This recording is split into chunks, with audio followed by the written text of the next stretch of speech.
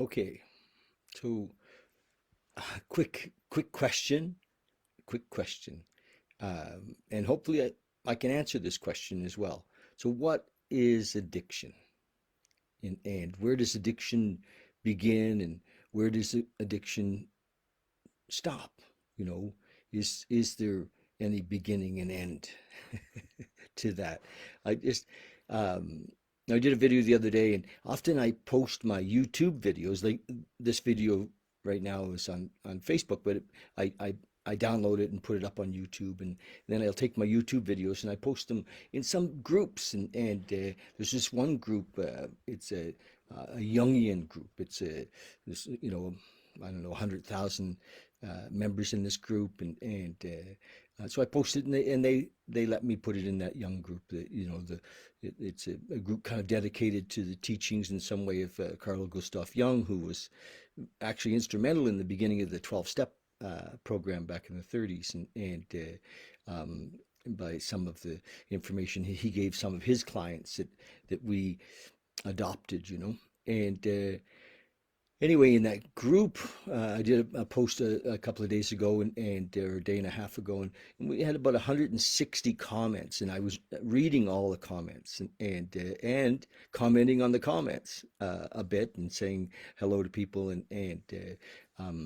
often in that group, and I post in about 8 or 10 other groups, I'll get comments, and lots of people come to the YouTube channel and watch the video. And so the a lot of what came out of that, I mean, it's really interesting. I mean, some people, that are, I would suspect, are reasonably educated, they might not be a part of a group like that.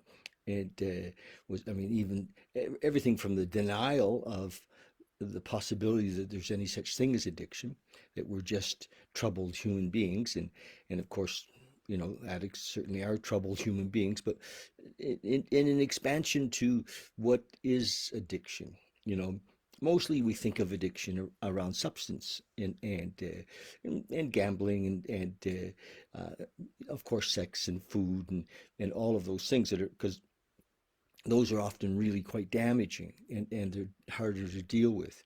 But I see from the comments, and of course I've seen this most of my life, that we can also be addicted to beliefs.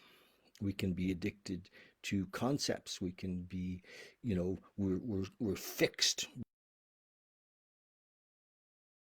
Um, so what do we do with that? I mean, because the world is always changing. Things we believed in for sure that were absolutely true, a year or 10 years ago or 20 years ago, well, they're not anymore. And we know that. And we're like, we have to let them go. We're like, oh shit, I thought that was the truth, and maybe one day, not that long ago, you believed in capital punishment. You thought that's the way, an eye for an eye, baby.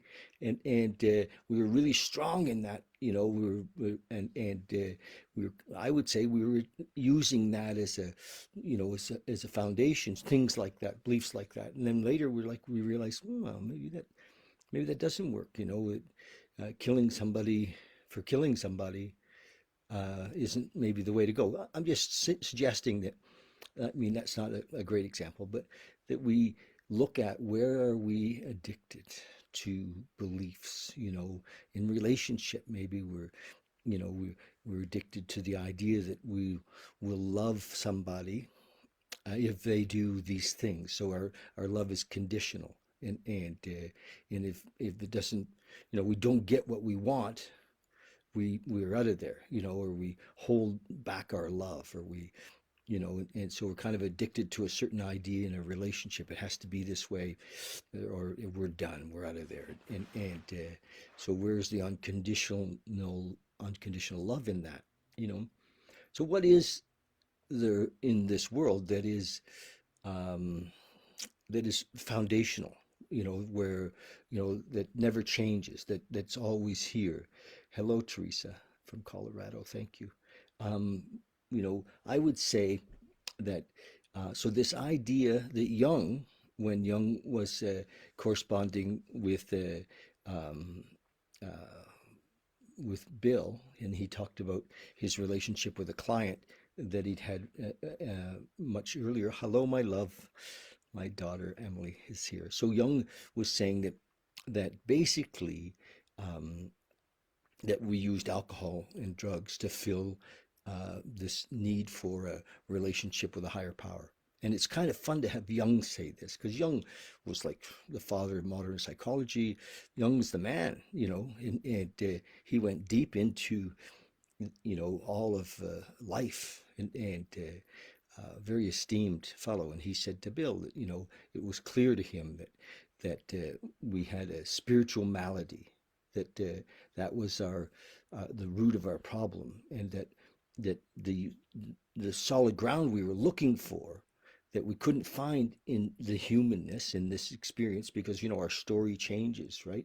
What we think for sure is true isn't true. What we think was the best thing that could have ever happened turns out to be the worst thing, or vice versa. The worst thing, oh my gosh. I asked my men, I know I digress here. I was around the fire the other night and I asked about this, I did an exercise and I said, what was the worst thing that ever happened to you that you later found out was kind of the best thing? So the truth in this example was that we never really know. We think we know. And so we can't trust our thinking. And many of them said, some things that we laughed about because they were quite common, and often it's relationship, when a relationship breaks up, we're like, oh my, we're devastated. And what did I do wrong? And what happened with her or him, and all of these things. And then, 6 months or a year later, we're like, oh, thank God. I never would have met this fella if that hadn't happened, or I wouldn't have really looked inside and discovered who I was if that hadn't happened. So it changes for us, right? And so that belief in is in whatever's outside of us is very temporary. It's a um, uh, phenomenal. I think it is the word that Muji uses. It's never fixed, So what is there that's fixed? And this is what Jung was talking about, that this idea of a spiritual, or a God, if you will, and but not of a religion, because even often, our beliefs in a religious story, or often they have a divine figure that they're pointing towards and saying, this is it. And isn't doesn't work either, because that story changes as well. That's kind of man-made, created from our humanness, and is it possible that our humanness is just this one big ego, and so we have to find this connection. And that's why often for me, I use the concept, in the 12-step world, we talk about a power greater than ourselves, and we can call that God if we want, but I often call it love, because love, no matter what, from day one in our life, is always there. We know that we can expand that concept into the one, and that we're all part of.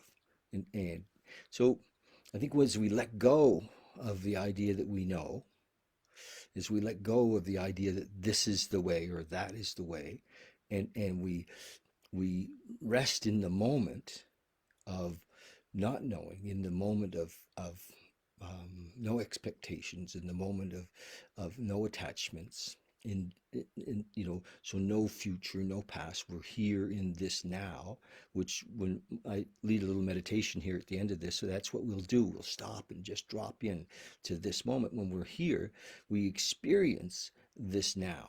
Eckhart Tolle said the power of now. If we're going to experience something divine, if you will, something that's greater than ourselves, something that's that really is safe. There is only safety in the moment. There's no safety in the imagined future. There's no safety in the story of the past. you know there's the illusion of that. So this is interesting how, because there's fear when we're living in the past and the future, because there's all this uncertainty in the past and the future, often drives us to this connection with spirit that we find in drugs or alcohol. They fill us up for the moment. It's like, if any of you have been there, some of you may have been there when you took that first drink and it was like, thank you, you know. But it was temporary, right? And it always came around to bite us on the ass, right? It didn't really work. And the same with doing drugs. I, did a lot of drugs in my day when I was a kid, and it was always this bliss that I was looking for, this, you know, escape, not from the moment. It actually brought me into the moment, but it was an illusion of the moment. Um, so it brought me. I was looking for this higher power in drugs and alcohol, and so um, it's a little different with food in a way, or other things that I have experienced as addictions, um, because um, often those things just don't have any euphoria with it. They're just kind of a mask, and they're not as powerful as drugs and alcohol. Although, all of us get to a point with drugs and alcohol where we're just like, wow. And many of us, will relate to this, where we've stopped using, right? Thinking that was the problem. Okay, I've stopped. I haven't had a drop in months and months or whatever. If that's the story, right? But we're still full of anxiety, and we're still full of fear, and sometimes terrors, and judgments and anger and all of these things, because we haven't found the source of our power. So we absolutely need to find the source of our power, or we'll have to go back out, because mind will drive us back out. It'll say, okay, this is whatever you're looking for, you haven't found it. So I encourage people, newcomers, when they come into the 12 steps, to just like go for it, like really, with all earnestness, the desperation of drowning men, if you will. Because we have to find this universal connection. And you know ego says no, right? Ego says, no, I got this, you know I got this. And it's just, it lies. Okay, it lies. So know that. I mean, many of us do know that. We've experienced it for lots of our lives, and we see it now, and we're able to actually discern in the moment when ego comes up with a thought, or with a lie. And it does. It tells us we should be afraid, or we should be angry, or we should be, what about me? And now you get to a point in this connection with the moment, with God, with the universal intelligence, with love, where you can just go, oh, look at that, you know, and then it disappears when we're here now, and we're present, that we're free. Like, we're literally free. We're free from those thoughts. We're free from those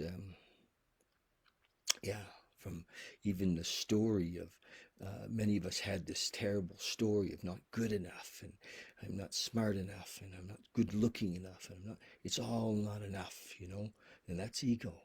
That's just ego. And it's not true. It's just an old story. And or maybe we had a story where I'm the best. And it's still, you know, deep down inside, we know that that's not true.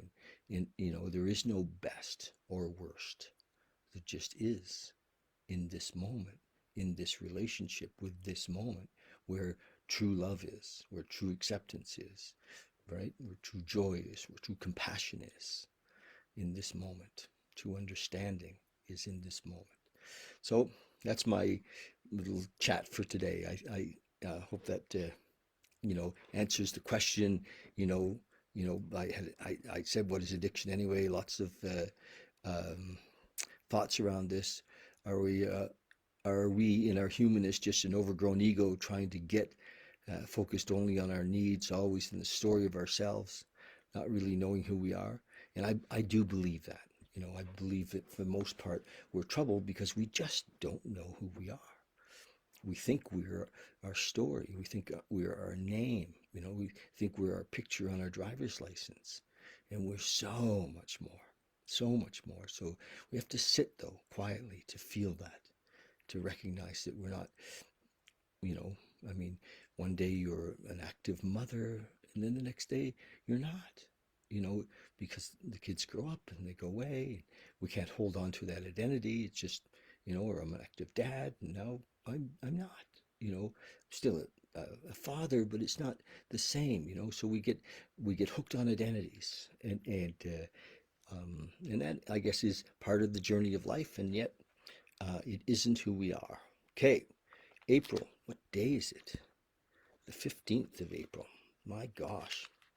I'm going to read from this little book I've been reading from for almost a year. And this is called the 24-hour day book. And it's quite 12-step based, and that's okay. I love the 12 steps. There's so much there. You know, I I've been clean and sober for a little over 40 years, and I've traveled the world to look at and find, this spiritual solution. And I mean, literally, I was to India, and I traveled with spiritual teachers, and I did groups. I was like a self-help group junkie looking for who was I and how did I fit into this. And everything I found everywhere else was in this recovery program.